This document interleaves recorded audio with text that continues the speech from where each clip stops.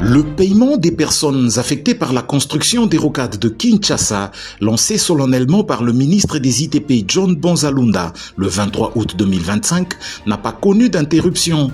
Bien au contraire, il se poursuit phase après phase. C'est l'essentiel à retenir de cette descente sur les 73 km de cette route périphérique opérée ce samedi 22 novembre 2025 par la commission interministérielle chargée des expropriations sur ce projet.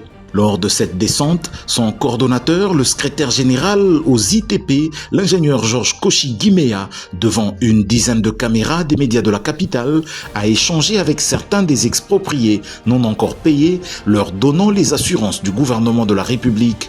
Nous sommes aujourd'hui à la 10e négociation concernant les personnes affectées par la construction des rocades.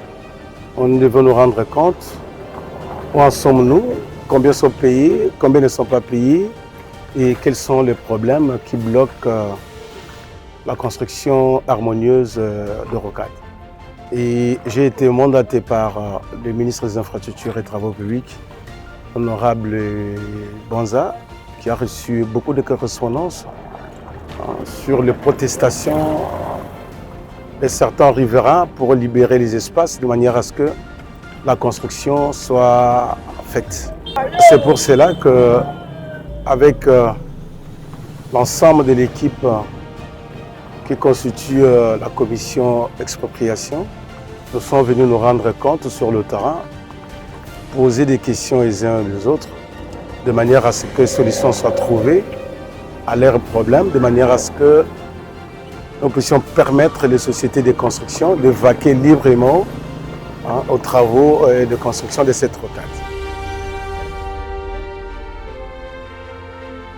La première des constatations, c'est qu'il n'y a personne qui refuse la construction des rocades.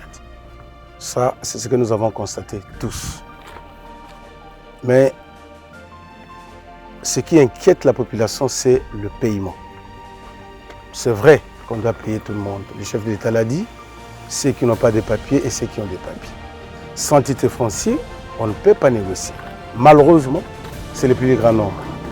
2226 sans papiers. Sur un peu plus de 3000 expropriés, 2226 détiennent des propriétés sans document. Comment alors négocier avec eux sans cette preuve qu'ils sont bien propriétaires de ces biens?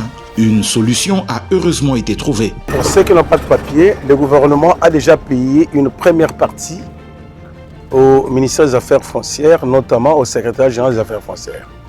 Ils ont déjà reçu sur le montant demandé, ils ont déjà reçu presque les 2/5 de ce qu'ils avaient demandé pour commencer à élaborer des titres pour les personnes qui ne les ont pas.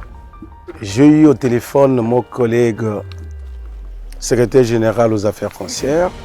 Je lui ai demandé d'accélérer les processus, de remettre aux circonscriptions foncières concernées, mettre des fonds à leur disposition, de manière à ce qu'ils puissent déjà commencer à élaborer des titres pour ces personnes impactées. Avec ces éléments fournis par la commission, les esprits peuvent se calmer car tout le monde sera bel et bien payé.